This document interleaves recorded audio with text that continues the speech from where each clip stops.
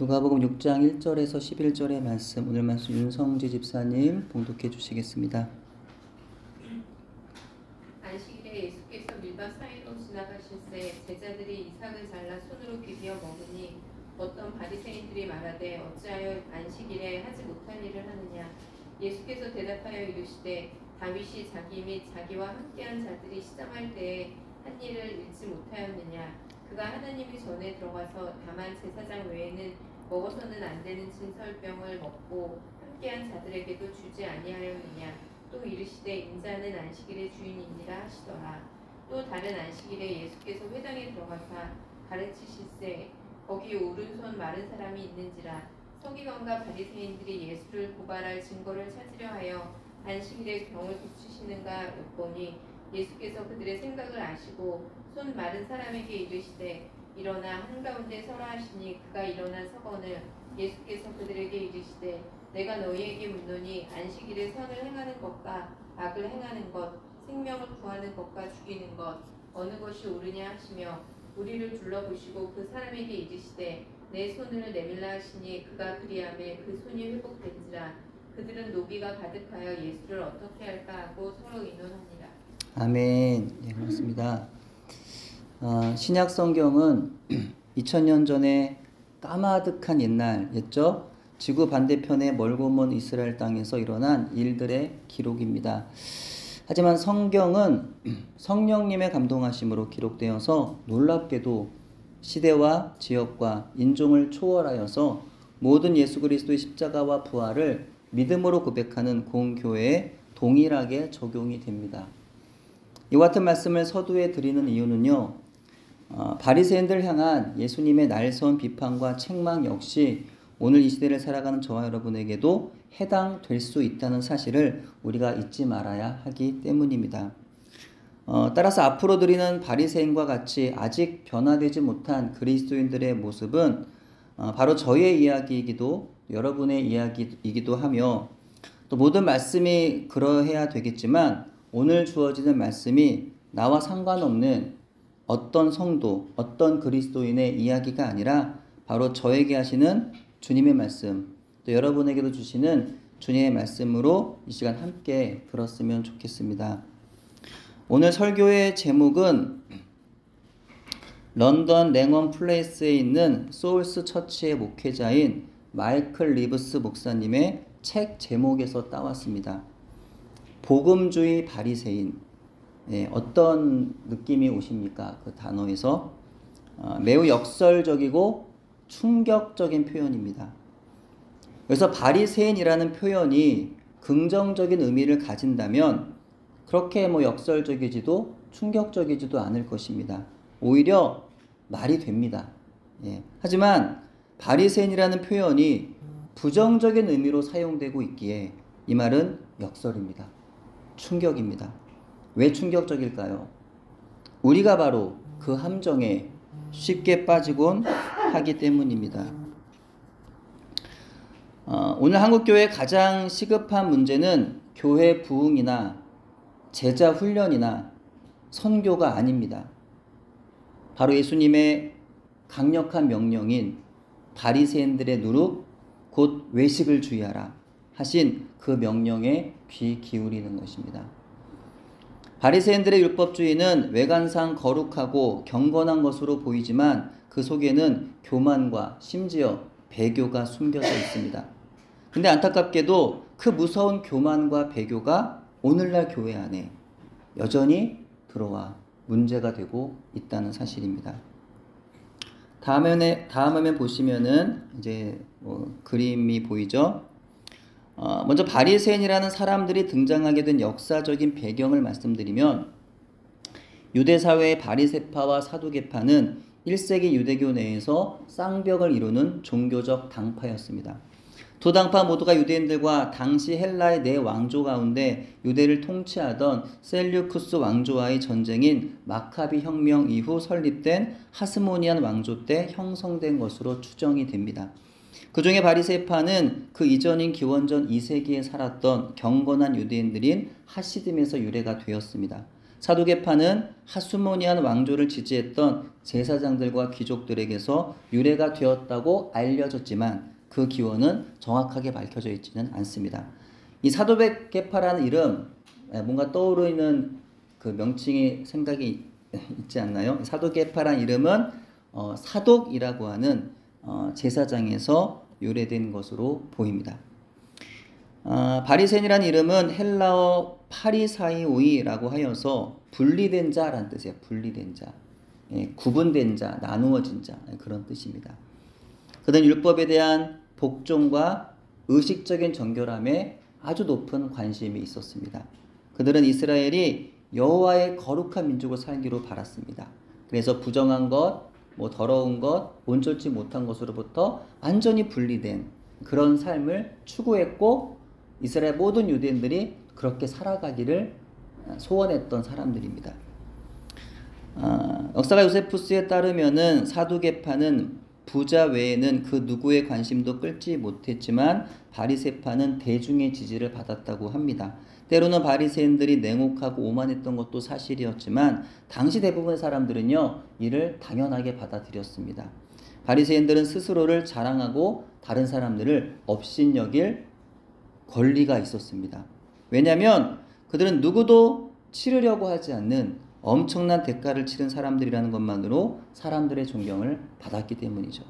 따라서 누구도 건드리지 않았던, 그 누구도 건드릴 수 없었던 그들을 향해서 오직 예수님만이 통렬한 비난과 책망을 가하셨던 겁니다. 1세기 바리새인들에게서 때로는 영적인 허물이 발견되기도 했어요. 하지만 사실 그들은 우리가 생각하는 그런 위선적이고 거드름을 피우며 교만한 사람들이라 떠올리는 그런 사람들은 원래 아니었던 겁니다. 이들은 하나님을 열심으로 섬겼습니다. 자신의 믿음에 있어서 철저했어요. 신학적으로 빈틈이 없었고 성경의 달인이었습니다. 도저히 이해하기 힘든 계명이라 할지라도 지나치다고 여겨질 정도로 그 계명에 순종했어요. 행위 하나라도 놓칠까 염려하여 따로 별도의 규칙들을 만들어 지키기까지 했습니다. 영적인 훈련과 거룩한 행실을 위한 부단한 헌신은 이들을 따라올 사람들이 없었습니다. 하나님 말씀에 대한 사모함이 부족하고 말씀에 순종하는 데 부족함이 많은 우리가 과연 바리새인들 또는 그들과 같이 열정적인 그리스도인들을 향하여 그들의 외식이나 위선을 비난할 자격이 있을까 싶지만 그러나 예수님의 책망이 그들을 향하고 있다는 것은 우리에게 교훈하는 바가 있습니다. 예수님께서 가장 신랄하게 책망하시는 그 대상이 바로 그들이었다는 사실에 우리 놀라워하지 않을 수 없다는 거예요. 누구보다 하나님 말씀에 진심이었어요. 누구보다 말씀대로 살려고 아주 애썼던 사람들이에요.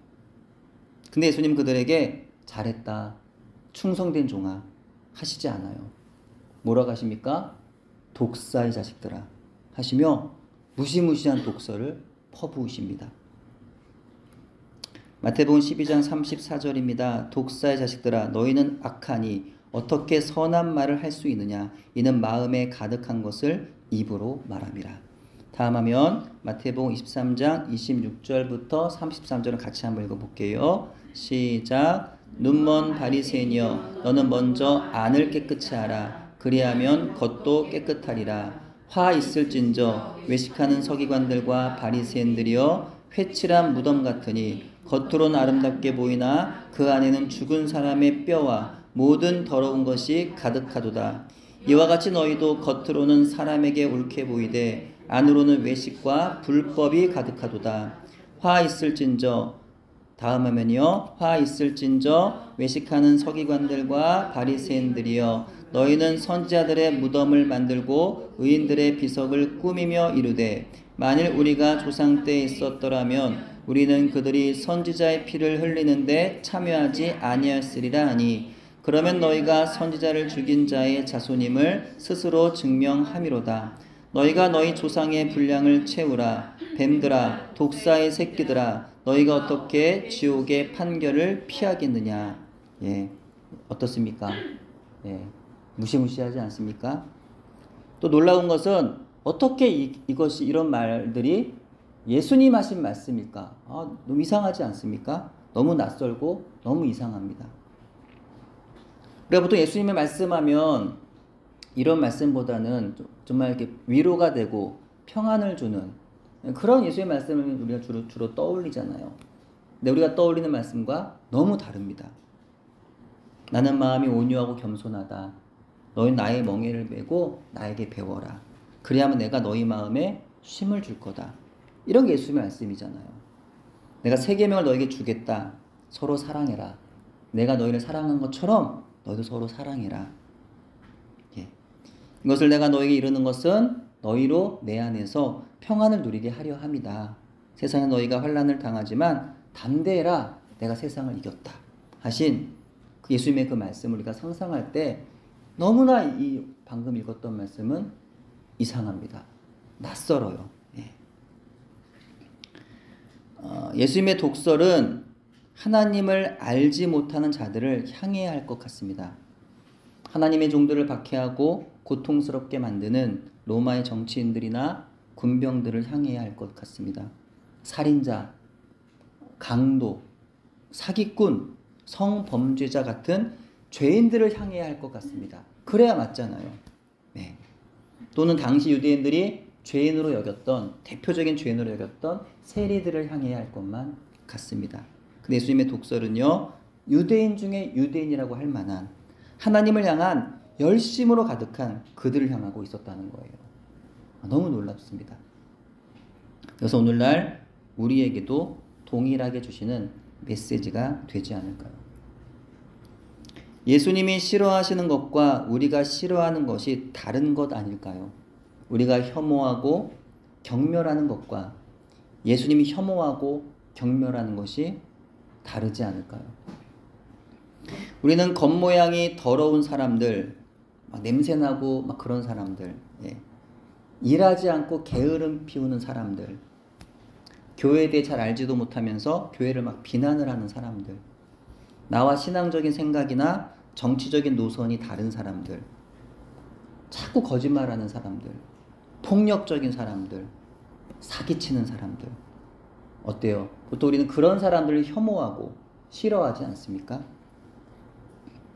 우리와 같이 겉으로 보기에 성실하지 아니하고 도덕적이지 않은 사람들, 교회를 향해 조롱과 비난을 가하며 전혀 예수님을 영접할 마음이 없는 사람들, 특히 나와 생각이 다른 사람들에 대해서 적대감을 가지곤 하지만 성경적인 이해로 보면 그들 모두는 내가 적대할 사람이 아니라는 겁니다. 의외로. 이상하죠. 근데 성경적으로는 그런 사람들이 내가 적대해야 할 사람이 아니라는 거예요. 그들도 지금은 하나님 백성이 아니지만 언젠가 하나님 백성이 되어야 할 사람들, 그런 사람들이기 때문에 우리가 적대할 것이 아니라 긍휼을 가지고 대해야만 하는 사람들이라는 겁니다. 우리 생각과 달리 예수님께서 적대감을 표시하는 사람들은 오히려 교회 안에 있습니다. 오히려 교회 안에서 거룩하고 경건하게 보이지만 사실은 다른 복음, 가짜 복음을 전하거나 따르거나 교회 머리 대신 예수 그리스도 안에서의 성도의 하나됨을 해치고 교회 질서를 무너뜨리는 사람들입니다. 그들 가운데서도 예수님이 가장 싫어하시는 사람들은 바로 교회 안에 들어와 있지만 바리새인들과 같이 나는 의로워, 나만큼 선하게 사는 사람이 어디 있어, 내가 하는 말은 다 옳아 라고 생각하면서 예수님 자신의 구세주의자 삶의 주인으로 인정하지 않고 자기 의를 따르며 살아가는 사람들입니다. 입으로는 하나님의 영광을 말하고 예수님을 따르겠다고 말하지만 자기 의로는 절대로 하나님 영광을 위하여 살아갈 수도, 예수님을 절대로 따를 수도 없는 비참한 주인이라는 사실을 인식하지도 인정하지도 않으며 신앙생활이 아닌 교회 생활하는 사람들입니다. 나는 죄인이라는 고백을 기도의 자리에서 입술로 몇 마디 표현하는 정도로 자기의 죄가 사라져 의로운 자가 되었다고 생각을 하지만 실상은 자기가 죄인이라는 사실을 하나님 앞에서 진실하게 인정한 적은 없는 사람들이 있습니다. 그 고백이 진실되지를 못했기 때문에 누가 조금만 나에게 불편한 소리를 하면 어때요? 짜증과 분노가 나는 거예요. 네. 왜냐하면 내가 회개하지 않았기 때문에 사실은 다른 사람의 아주 작은 허물조차 내가 인정하지 못해서 온갖 비난을 퍼붓지 않으면 견딜 수가 없는 거예요. 성경에 대해 누군가 오해하고 있다면 목청이 찢어져라 소리를 지르며 비난해야만 하고, 누군가 교회 봉사나 주일 성수 등에 있어서 못마땅한 모습을 보이면 지적해야만 속이 시원한 것이죠. 만약 우리가 이와 같이 살고 있다면 정말 저와 여러분의 회개는 하나님 앞에서 온전한 회개였을까요? 묻지 않을 수 없는 것이죠. 주님의 교회를 위하여 온전히 헌신되고 충성스러운 성도는 하나님의 기쁨이 되고 공동체에 있어서 너무나 귀하고 복된 분들입니다. 그러나 그분들이 가진 열정과 열심이 자주 자기 의로움이라고 하는 함정에 빠져서 위험하고 부정적인 열매를 맺게 되는 경우가 있습니다. 역설적으로 십자군 전쟁이나 종교재판, 수많은 종교전쟁까지는 아니더라도 안타까운 것은 오늘날 우리의 주변에서 열정을 가지고 주일에 헌신하던 분들이 결국 자기 의를 드러내어서 하나님 말씀보다 자기 경험을 자랑하며 자신을 높이고 교회 공동체의 질서를 혼란하게 하는 것을 보게 되더라는 것입니다. 그래서 교회를 어지럽히고 힘들게 만드는 사람은요, 초신자가 아니라는 거예요. 교회를 힘들게 하는 사람은 누구예요? 구신자, 직분자라고 합니다. 신학을 모르는 사람도 아니고 성경을 모르는 사람도 아니며 윤리도덕을 모르는 사람도 아닙니다. 머리로는 알지만 하나님을 실제로 만나지 못하고 예수 그리스도의 복음이 무엇인지를 사실 잘 이해하지 알지 못하고 신앙생활을 하고 있기 때문이며, 자기 죄를 알지 못하니 회개하지도 못하고 예수님을 따르는 제자도의 본질을 이해하지 못하는 영적인 무지가 교회를 힘들게 하더라는 것입니다. 바리새인들이 바로 이와 같더라는 거예요. 복음서의 바리새인들은 모두의 존경을 받으며 성경에 자신들이 추가한 규칙들을 모두 지키고서도 주님께 잘했다 칭찬을 받지 못했습니다. 중요한 것은 이들이 하나님을 대적하려고 의도하지 않았다는 데 있어요. 이들은 하나님의 오히려 열렬한 추종자들일 뿐이었습니다. 오늘날 그리스도인들 역시도 의도하지 않았지만 자기도 모르는 사이에 바리새인의 모습을 지닌 채로 살아갑니다. 자신이 정한 기준에 미치지를 못하는 사람은 신앙적으로 날라리 나쁜 사람, 불경건한 사람, 나약한 가짜 그리스도인으로 규정해버립니다. 이들은 영적 훈련에 대한 헌신과 신학적 성숙, 전도에 대한 열정, 재정적인 헌신은 타의 추종을 불허합니다. 하지만 이들의 복음에는 예수님의 은혜와 긍휼이 없는 거예요. 종교적인 열광주의와 금욕주의에 빠져 있을 뿐입니다. 이런 경우 과연 누가 하나님께서 기뻐하시는 천국의 사람이겠습니까? 신약성경에 등장하는 바리새인들은 스스로를 천국의 사람임을 믿어 의심하지 않았어요. 자기와 다른 세리들은 천국에서 배제된 사람이라고 확신했습니다. 근데 주님의 생각은 달랐던 거죠. 그렇다면 우리는 과연 어느 편에 더 가까운 사람들일까요? 어쩌면 우리가 바로 그 바리새인들처럼 천국을 보장받은 듯 자기 의로움을 자랑하며 살지만 사실은 하나님의 마음을 날마다 불편하게 만들며 살아가고 있지 않은지 모르겠습니다. 하나님은 우리를 올바른 교리를 수호하는 의의 사자로 부르신 것이 아닙니다. 물론 하나님은 우리 모두에게 믿음의 도를 위하여 힘써 싸울 것을 명령하셨어요. 하지만 그분의 명령은요, 마치 자신이 하나님의 의의 사자가 된 것처럼 투사가 되어서 싸우란 의미가 아닙니다. 우린 다툼을 피하고 친절하게 서로 대하며 우리와 반대되는 자들에게 할 수 있는 한 온유함으로 권면해야 합니다. 옳고 그름의 판단이 중요하지만 사랑 안에서 할 때 그게 정말로 옳은 것이 될 수가 있는 것입니다. 다음 화면 보여주세요. 미국 노스코스트 교회 레리 오스번 목사님은 자신의 책 당신의 열심이 위험한 이유에서 자신이 목회하던 교회에서 경험한 이야기를 들려주셨습니다. 노스코스트 교회에 많은 사람들이 모이면서 예배 시간에 앉을 자리가 모자라게 되었어요. 그래 목사님은 기존 주일 예배에 토요일 저녁 예배를 추가하기로 결정하게 됩니다. 이는 건물을 더 짓지 않기 위한 것이었어요. 또 주일에도 불가피하게 일을 해야 하는 사람들을 위한 하나의 배려의 좋은 기회가 될 수 있다고 생각을 하신 것입니다. 하지만 새로운 예배에 대한 광고가 나간 며칠 이후 목사님은 한 성도로부터 편지를 받습니다. 그는 본교회 사람들이 예배에 나오는 것을 너무 쉽게 만들고 있다는 사실에 언짢아 했어요. 하나님은 당연히 주일 하루를 통째로 온전히 받으신다고 생각했어요. 그는 이미 사람들이 주일 이른 아침에 예배를 일찍 마치고 남은 시간을 자기를 위해 산다는 사실에도 짜증이 나 있던 참이었습니다. 그의 생각에 하나님이 받으셔야 하는 마땅한 주일 전부를 확실히 올려드릴 최선의 방법은 주일 예배를 전통적인 11시에 시작하는 것이었습니다.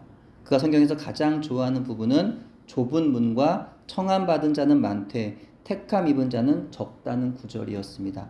그는 구절이 자신에게 해당할 수 있는 사실을 알지는 못한 것 같아요. 그는 주일 예배 시간을 지키기 위해 불가피한 생활 방식이나 재정적인 손해를 감당할 의지가 없는 사람들은 참된 그리스도인이 아니라고 생각을 했습니다. 목사님은요, 이 편지를 읽으시면서 웃지 않을 수 없었고 한편으로는 울고 싶었다고 표현합니다. 그 성도는 전통적이라고 여기는 미국 교회의 오전 11시 예배에 숨겨진 원래 이유를 모르고 있었기 때문이에요. 오전 11시 예배 시간이라는 것은 사람들이 교회에 오기 전 우유를 짜야 했던 시골 문화의 잔재였던 것입니다. 그 성도는 온전히 헌신되지 못한 사람들을 교회 안으로 드리고 싶어 하지 않았어요. 그런 것이 교회를 성결하게 한다고 생각했습니다. 그는 또한 자신이 예수님의 일을 한다고 생각을 했던 겁니다. 하지만 전혀 그렇지 않았던 거예요. 그는 바리새인의 일을 하고 있었던 것입니다. 이 성도와 같이 교회에서 사람들을 걸러내야 한다는 생각은 우리도 은연중에 하는 생각일 것입니다. 자기의 죄의 성질은 들여다보지도 않으면서 자기 기준에 맞지 않은 사람들이 교회에 들어오는 것을 불편해합니다. 그것이 옳은 행동처럼 보이지만 그렇지 않다는 거예요. 그는 바리새인적인 생각을 하고 있는 것입니다. 다음 화면이요. 오늘 본 말씀 보시면은 바리새인들이 어떤 사람들인지 잘 드러난 두 가지 사건이 소개되고 있습니다. 어느 안식일에 예수님이 밀밭 사이를 지나가실 때였어요. 함께하던 제자들이 밀이삭을 잘라서 손으로 비벼 먹었습니다. 그자 바리새인들이 뭐라 말하죠? 어째 안식일에 일을 하느냐? 왜 안식일에 하지 못할 일을 왜 하느냐? 사실 유대 전통에 의하면 안식일에 이삭을 자르거나 손으로 비비는 일은 금지였습니다. 그래서 아마도 밀밭사에 계시던 예수님과 제자들이 안식일 전통을 어기는 것이 아닌가 바리새인들은 유심히 살펴보고 있었을 거예요. 그들의 목적은 유대 전통을 어기는 사람이 있는지 없는지 살펴보다가 전통 어기는 사람을 발견했다 치면 어때요? 통렬하게 막 비난하고 정죄하는 것이 그들의 목적이에요. 특히 예수님을 책잡는 것이 목적이었기 때문에 이보다 더 좋은 기회는 없었던 겁니다. 당시에 이 제자들 역시도 안식일 규정을 모르는 바는 아니었어요. 게다가 그들이 예수님을 책잡아 넘어뜨릴 생각으로 가득하다는 것도 모르진 않았을 겁니다. 그런 상황에서 한편으로는 제자들이 잘못한 것도 같아요. 하지만 그만큼 제자들이 그런 상황까지 염두에 두지 못했던 것은 그만큼 배가 고팠던 겁니다. 또한 다르게 생각해 보면 만약 저와 여러분이 당시 그 현장에 있었다고 한다면 반드시 예수님과 제자들 편을 들지 않았을지도 모릅니다. 네, 왜일까요? 여러분 예수님 편 들었을 것 같아요? 그 당시 현장에 가시면 들지 않았을 수도 있는데 왜냐하면 저와 여러분에게도 바리새인적인 기질이 있다는 거예요. 율법적인 사고들이 있기 때문입니다. 아무리 제자들의 배가 고팠을지라도 안식일 하루만 참으면 되잖아요. 안식일 하루도 못 참습니까? 하루 굶는다고 뭐 죽습니까? 아니잖아요. 그런 상황은 아닙니다. 어쩌면 저는 바리새인들의 주장이 더 맞다고 그렇게 맞장구를 쳤을 것이고 여러분 중에 몇 분도 그랬을지 모릅니다. 하지만 예수님의 생각과 하나님의 율법을 주신 목적은 달랐다는 거예요. 이런 경우는 안식일 규정을 문자적으로 지키는 것보다 당장 배가 고픈 사람이 음식을 먹는 것이 더 중요합니다. 그것이 율법을 허락하신 하나님의 마음에 맞는 거예요. 이어진 예수님의 말씀이 바로 그런 의미로 하신 말씀입니다. 과거에 다윗도 제사장 외에는 먹을 수 없는 진설병을 먹었지만 그것이 죄가 되지 않았던 것은 그 생명을 살리는 떡이 되었기 때문입니다. 이런 거룩한 떡을 먹어도 죄가 되지 않았던 것을 하물며 제자들이 배가 고파 밀을 비벼 먹는 것이 어떻게 죄가 될 수 있느냐는 거죠.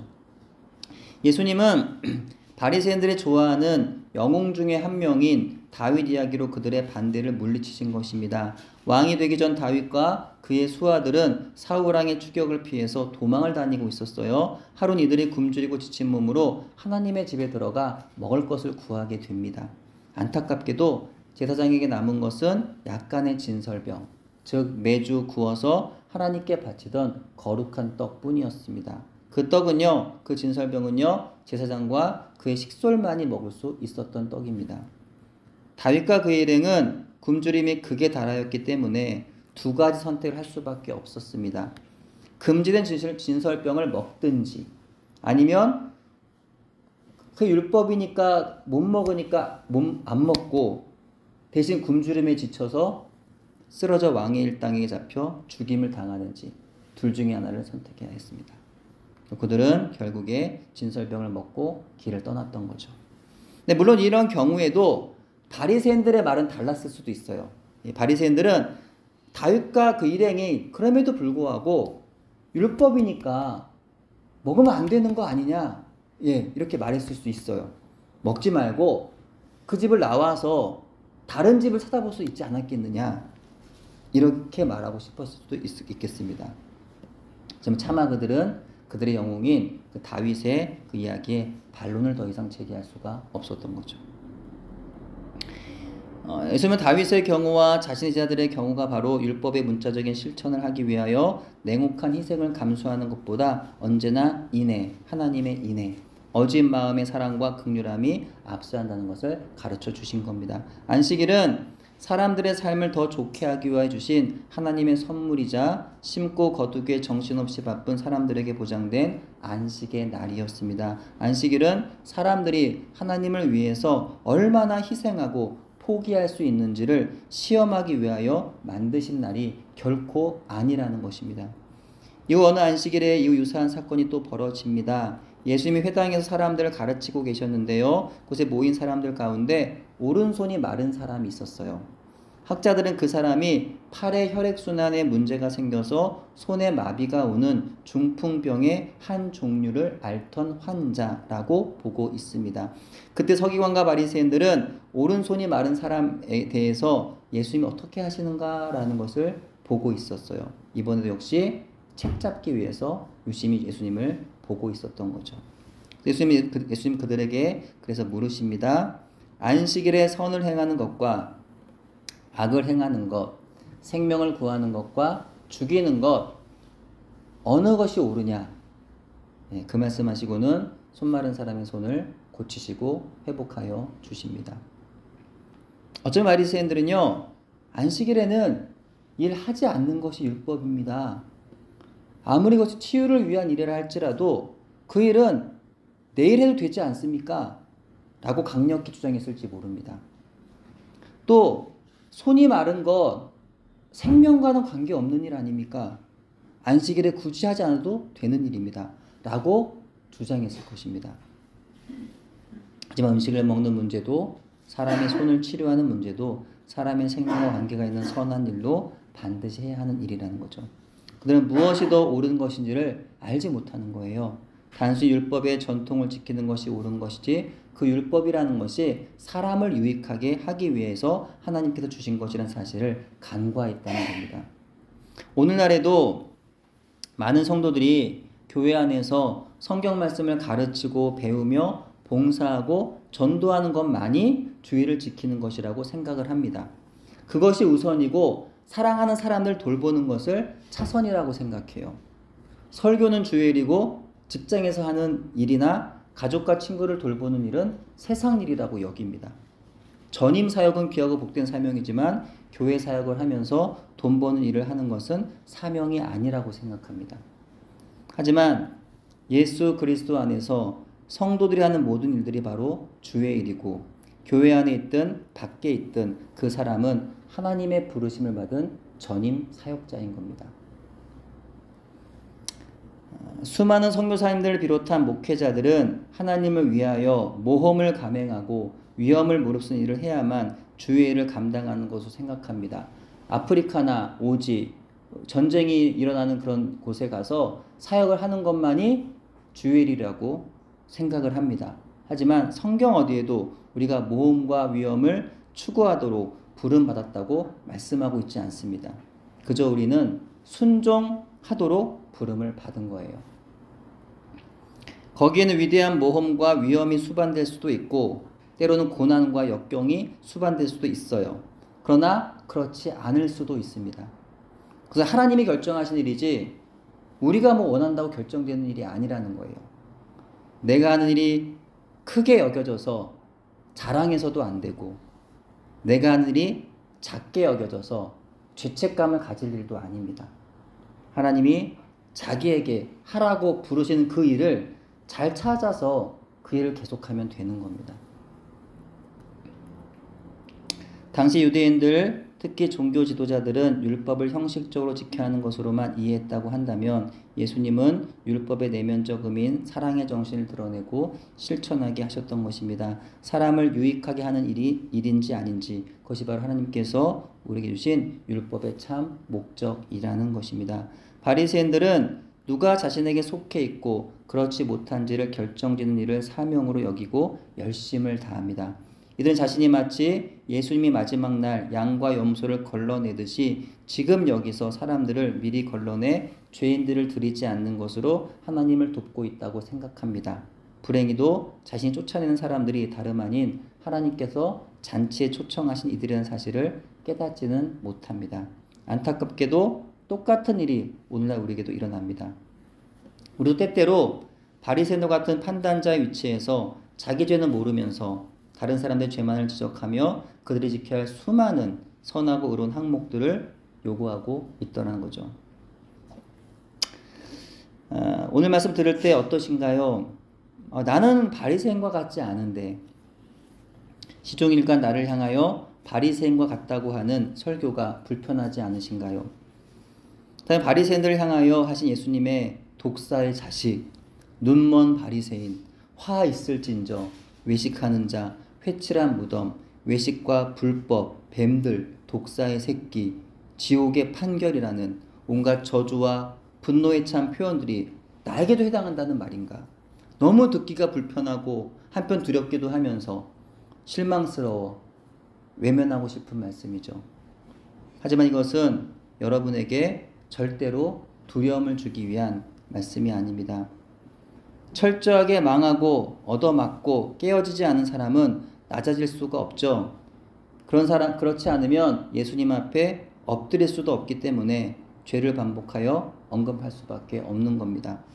절대로 나로 인함은 잘난 것도 없고 선하고 의로운 것이 전혀 없음을 깨달아 알라는 겁니다. 그럼 끊임없이 우리가 죽을 수밖에 없는 절망적인 죄인이라는 사실을 인식하지 않으면 절대로 우리는 회개할 사람들이 아니기 때문이며 이로써 철저히 주님 앞에서 자신의 죄인됨을 인정하고 항복하였을 때 비로소 우리는 주님 앞에서 평안을 얻을 수가 있기 때문입니다. 절대로 나는 바리새인은 아니야 라고 주장하고 싶다면 바로 그분이 바리새인입니다. 이렇게 말한 저도 마찬가지예요. 나는 바리새인은 아닌데? 아니 그러면 그렇게 말하면 제가 바리새인이다.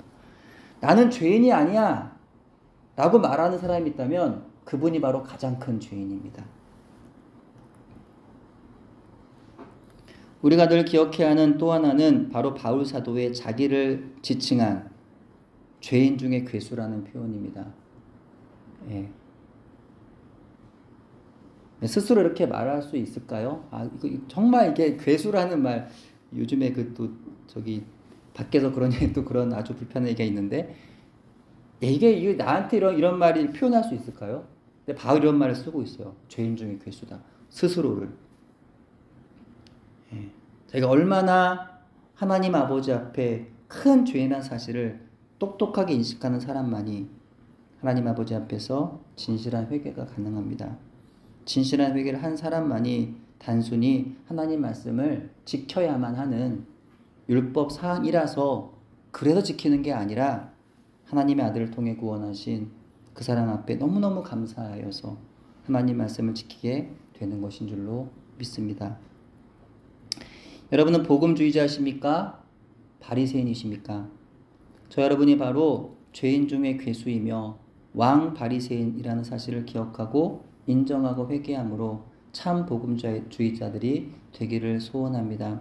하나님 앞에서 누구도 의로워질 수 없음을 인정하기를 바랍니다. 오직 우리를 의롭게 하시는 것은 하나님 아버지의 구원하심으로 인한 의로움임을, 예수 그리스도를 믿는 믿음으로만 받을 수 있는 의로움임을 인정하시기를 바랍니다.